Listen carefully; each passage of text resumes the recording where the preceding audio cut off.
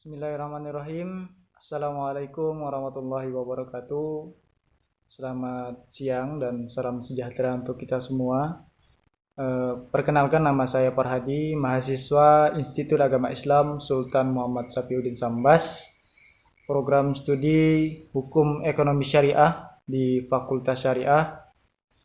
Alhamdulillah, puji syukur kita panjatkan kehadirat Allah Subhanahu wa taala atas segala limpahan rahmat, nikmat serta karunia-Nya, sehingga pada kesempatan kali ini kita masih diberikan kesempatan untuk saling bertatap muka walaupun secara online dalam mata kuliah Hukum Hak Asasi Manusia. Nah, pada kesempatan video kali ini saya akan menyampaikan materi terkait dengan Indonesia sebagai negara hukum. Nah, sebelum saya masuk ke materi yang telah saya buat, sedikit akan saya sampaikan terkait latar belakang mengapa Indonesia dikatakan sebagai negara hukum.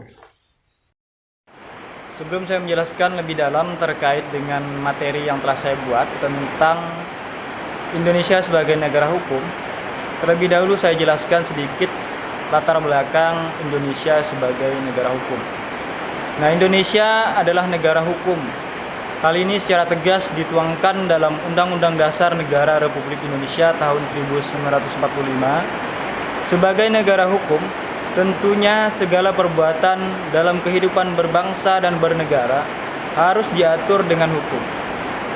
Hukum sebagai peranata sosial memiliki peranan penting dalam masyarakat untuk menciptakan ketentraman, keadilan, dan keamanan, juga mengatur segala perbuatan manusia, baik yang dilarang maupun yang diperintahkan. Setiap masyarakat memiliki kepentingan yang berbeda. Dengan banyaknya kepentingan tadi di antara masyarakat, sehingga diperlukan hukum untuk mengatur perbedaan kepentingan tersebut. Nah, hukum berisi tentang yang mana yang harus dilakukan dan yang mana yang boleh ataupun tidak dilakukan. Tentunya sifatnya memaksa, mengikat, dan ada sanksi ketika seseorang melanggar peraturan yang telah dibuat tersebut.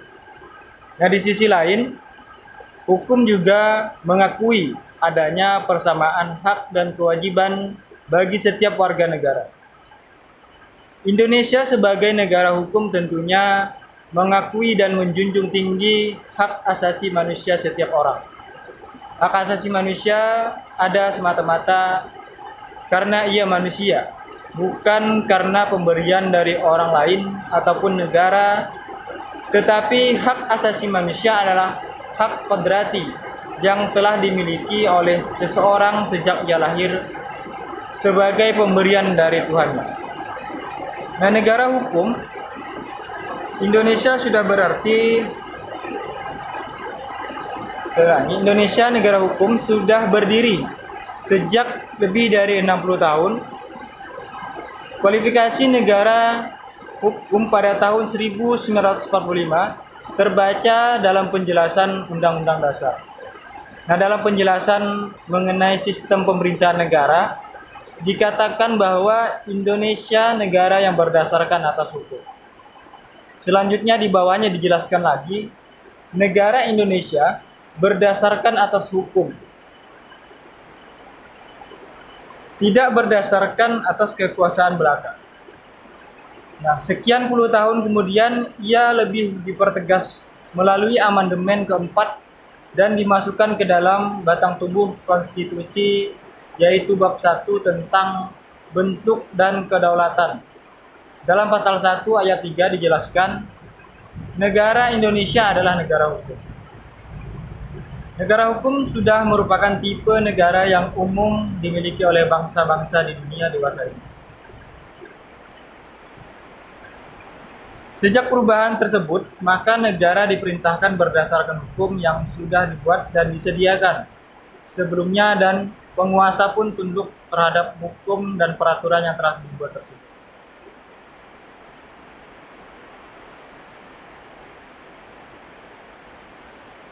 Nah, dari latar belakang tersebut, ada beberapa poin yang akan saya sampaikan pada kesempatan kali ini. Yang pertama adalah apa yang dimaksud dengan negara hukum. Kemudian yang kedua, tujuan dari negara hukum ataupun tujuan dari hukum. Yang ketiga, apa hubungan Indonesia sebagai negara hukum dengan Undang-Undang Dasar Negara Republik Indonesia, serta bagaimana sejarah dan perkembangan hukum di Indonesia. Nah, kita masuk kepada pembahasan materi pada kesempatan kali ini. Yang pertama adalah negara hukum. Negara bisa dimaknai dalam dua arti. Yang pertama, negara adalah masyarakat atau wilayah yang merupakan satu kesatuan politis.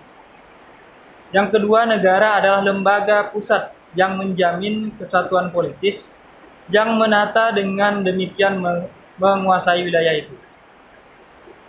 Hukum sebagai sarana untuk melakukan kontrol sosial, yaitu suatu proses mempengaruhi orang-orang untuk bertingkah laku sesuai dengan harapan masyarakat. Maka pengontrolan hukum dijalankan dengan berbagai cara, dengan melakukan pembentukan badan-badan yang dibutuhkan. Dalam hubungan ini, maka hukum bisa disebut sebagai suatu sarana untuk melakukan kontrol sosial yang bersifat formal. Nah, menurut pendapat Brian Z. Tamahana, negara hukum itu berkisar pada 3 kelompok pengertian.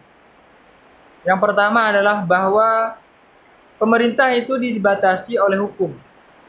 Nah, dalam pembahasan yang pertama ini, negara hukum melindungi masyarakat dari penekanan oppression atau pemerintah, baik yang bersifat komunitarian maupun individual.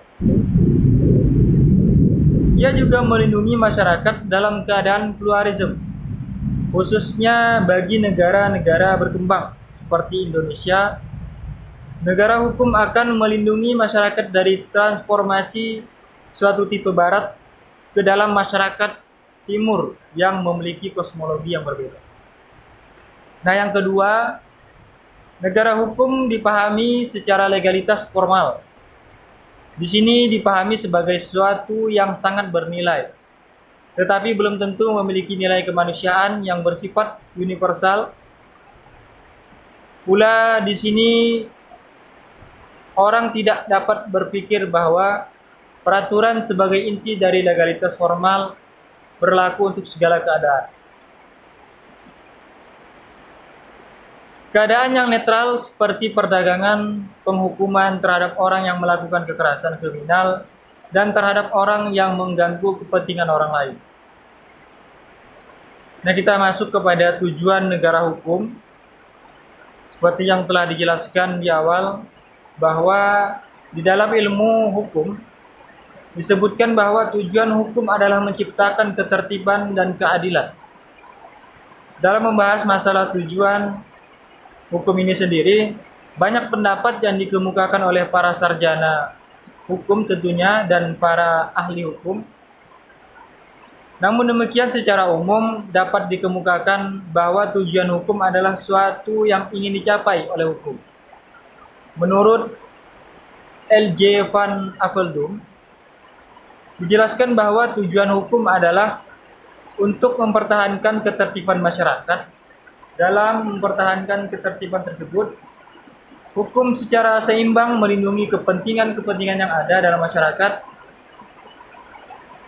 Mengenai kepentingan-kepentingan yang ada dalam masyarakat ini, Ross pun membedakan antara kepentingan pribadi, kepentingan publik, dan kepentingan sosial. Nah, apabila pandangan Van Aveldum dikaitkan dengan pandangan Ross pun tadi, berarti dalam mempertahankan ketertiban masyarakat, hukum harus mampu menyeimbangkan kepentingan-kepentingan pribadi, politik, atau publik dan sosial. Nah, pengaturan yang di dalamnya terdapat keseimbangan antara kepentingan-kepentingan tersebut oleh Aveldum dikatakan sebagai pengaturan yang adil.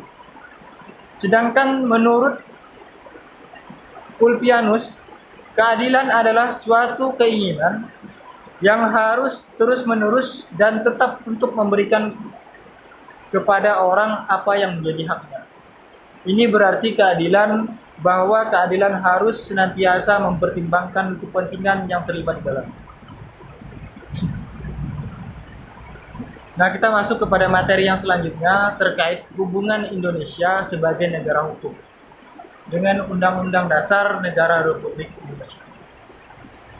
Di dalam Undang-Undang Dasar Negara Republik Indonesia, sebagai jantung dan jiwa negara, Undang-Undang Dasar suatu negara memberikan tahu bahwa apa yang dimaksud membentuk negara, bagaimana cita-citanya, dan dengan bernegara itu apa yang ingin dicapainya dan apa yang ingin dilakukannya, serta asas-asas kehidupan yang terdapat di dalamnya.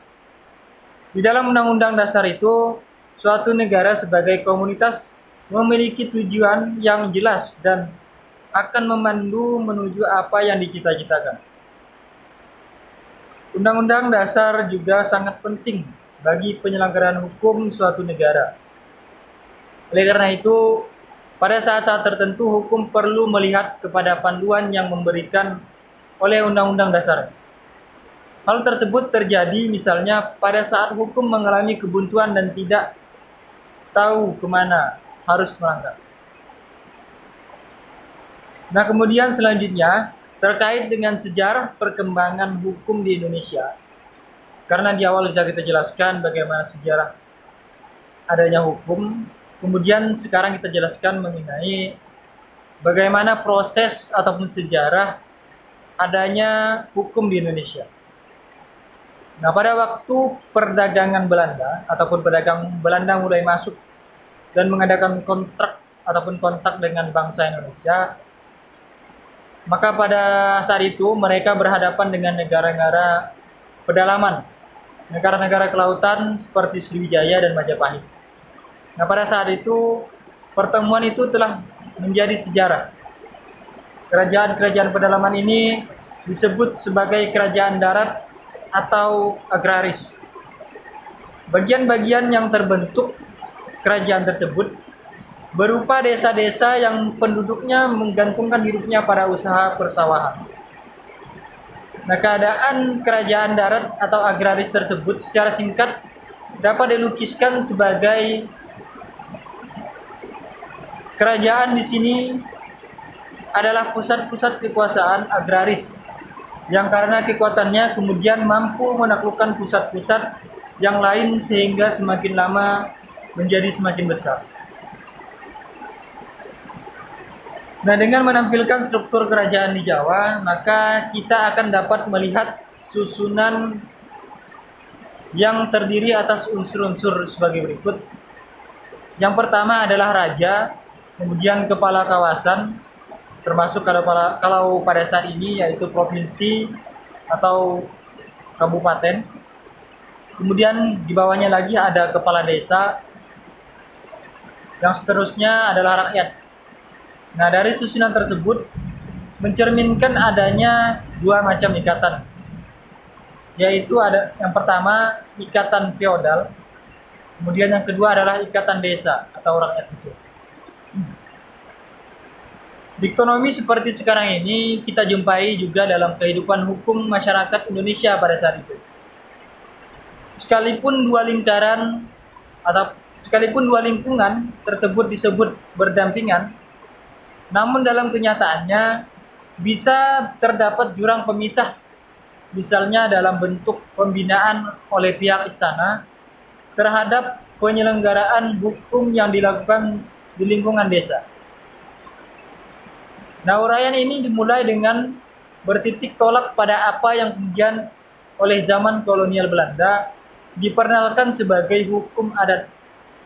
Nah, dari substansi yang diatur oleh hukum tersebut dicoba untuk dibuat suatu ikhtiar yang dikelompokkan dalam masalah mengenai yang pertama subjek yang diatur dan yang kedua faktor-faktor yang diperhatikan dalam pengaturannya. Nah, kontak-kontak antara Indonesia dengan dunia barat merupakan masa perhubungan yang di belakang hari menimbulkan persoalan sosial dan kebudayaan yang besar yang mempunyai hubungan yang erat dengan kehidupan hukum di negara ini. Kontak pertama dilakukan oleh para pedagang Belanda dalam rangka operasi perdagangan mereka. Dalam keadaan tersebut, Mereka hanya mengakui dan mengikuti pola perbuatan dagang biasa, yaitu berusaha untuk membeli secara murah dan kemudian menjualnya kembali dengan keuntungan yang sebesar-besar. Barat semakin melihat betapa produksi yang ada di Jawa yang bersifat feodal itu dijalankan secara tidak ekonomis. Berkat pola feodalisme, kalau saja pola itu bisa dirombak, maka diharapkan tanah akan menjadi lebih produktif. Dengan demikian, maka kritik terhadap penyelenggaraan produksi pada waktu itu dapat diperinci sebagai berikut. Yang pertama, potensi rakyat untuk menghasilkan bahan-bahan perdagangannya berupa hasil bumi bisa lebih diperbesar. Kemudian yang kedua, potensi tersebut dihambat oleh cara pengelolaan produksi feodal. Yang ketiga, rakyat harus dibebaskan dari tekanan feodalisme. Berdasarkan pertimbangan tersebut, maka langkah yang kemudian harus diambil, yang pertama adalah kekuasaan kaum bangsawan harus dibatasi. Kemudian yang kedua, kesewenang-wenangan dan korupsi harus diberantas. Yang ketiga, menciptakan kebebasan dan kepastian hukum yang lebih besar dari rakyat. Nah, usaha untuk membebaskan rakyat dari beban dan hambatan tersebut pada zaman antara zaman kekuasaan Inggris oleh Raffles dilakukan dengan mengintrodusir apa yang disebut sebagai Landelijk Stelsel. Nah, sistem ini ingin membebaskan rakyat dari kewajiban untuk melakukan pekerjaan bagi kaum bangsawan dan menggantikannya dengan sistem pajak. Nah, melalui proses regenerasi tersebut, maka beberapa segi tatanan sosial masyarakat Indonesia yang asli dirombak menurut acuan Barat. Nah, usaha perombakan ini membutuhkan untuk dapat menjadi penghubung dan pengokoh hubungan-hubungan ekonomi yang harus ada antara kota-kota yang bersifat Barat dengan wilayah-wilayah yang luarnya. Bentuk regenerasi tersebut bisa kita jelaskan.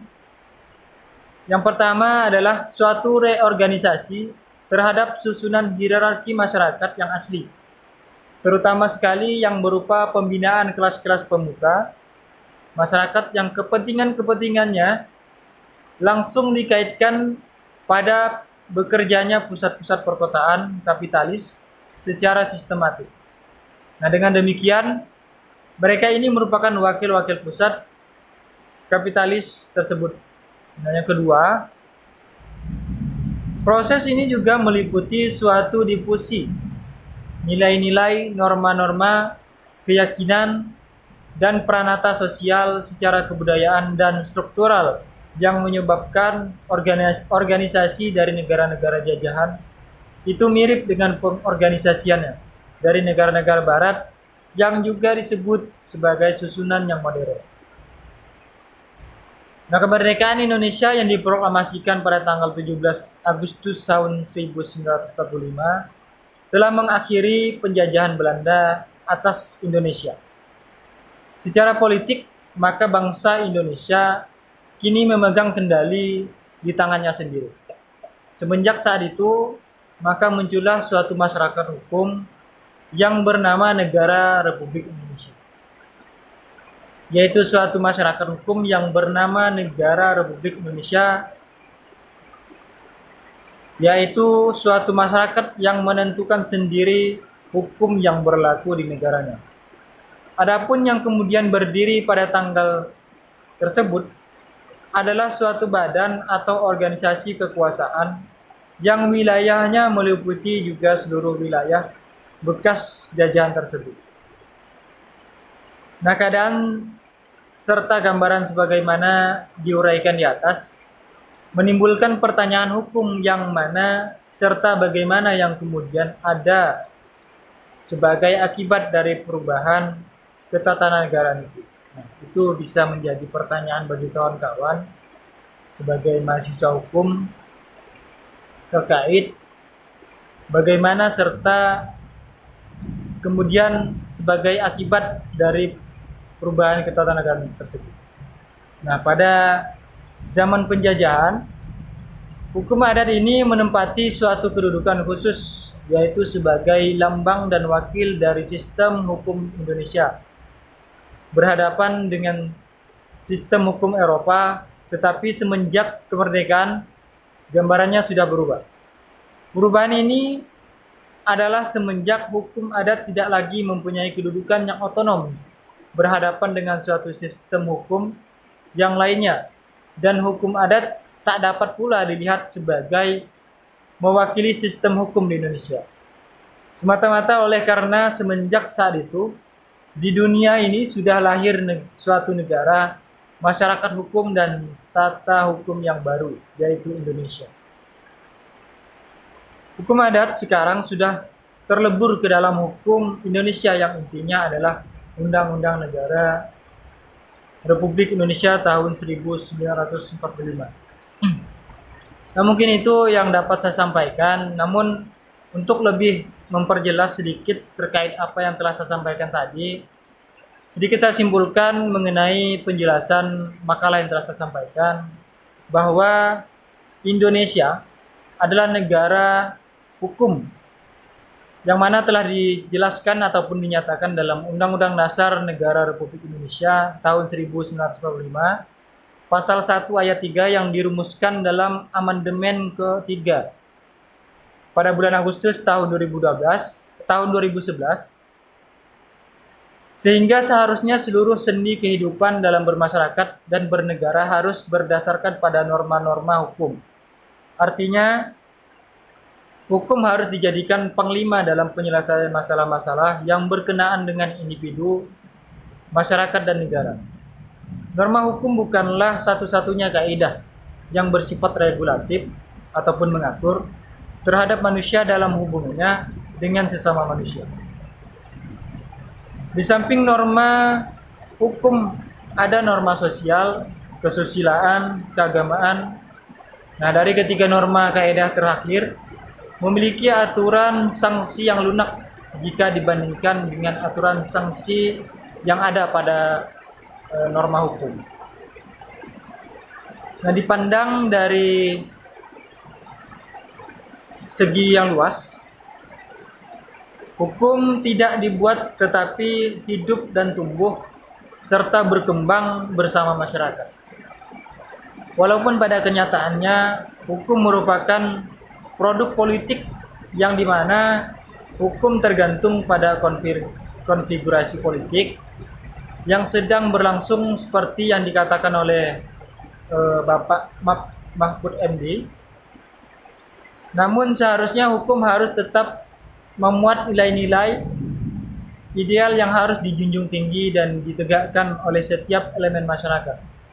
Nah, hukum semakin nyata di Indonesia, kemudian banyak terdapat kasus-kasus yang berhubungan dengan hukum, terutama kasus suap yang melanda Mahkamah Agung, kasus Suyitno Landung dalam pemeriksaan perkara pembobolan Bank BNI. Ini menjadi pertanda jatuhnya wibawa hukum di mata masyarakat. Kemudian kasus lain yang menggegerkan adalah tertangkapnya Jaksa Urip Tri Gunawan, kasus BLBI, yang kemudian seperti menghancurkan kewibawaan kejaksaan. Nah, salah satu yang memberikan kontribusi bagi kebobrokan moral penegak hukum tersebut bisa jadi adalah pendidikan hukum. Pendidikan hukum selama ini hanya menyentuh pada tataran teori belaka dan mengabaikan aspek moral, sehingga dengan demikian Indonesia hanya mencetak tukang-tukang hukum, bukan sarjana hukum yang paham dan mengerti secara real yang mana seharusnya. Padahal semestinya pendidikan hukum ini bisa menciptakan seorang ahli hukum yang berdedikasi dan bukan ahli hukum yang hanya berjualan hukum. Nah, mungkin itu saja yang dapat saya sampaikan. Mungkin terdapat banyak kekurangan dari penjelasan yang telah saya sampaikan, namun tidak mengurangi eksistensi dari materi yang telah saya buat. Nah, mungkin dari apa yang telah saya sampaikan, silahkan kepada kawan-kawan untuk memberikan saran serta tanggapan terkait materi Indonesia sebagai negara hukum yang telah saya jelaskan. Kepada Ibu dosen, mohon bimbingannya terkait apa yang telah saya sampaikan. Jikalau ada kekurangan dan kesalahan yang ada dalam penyampaian, mohon untuk diberikan tanggapan serta masukan. Itu saja yang dapat saya sampaikan. Kurang dan lebihnya saya mohon maaf. Saya akhiri. Ihdinas siratal mustaqim, wallahul muwaffiq ila aqwamit thoriq. Assalamualaikum warahmatullahi wabarakatuh.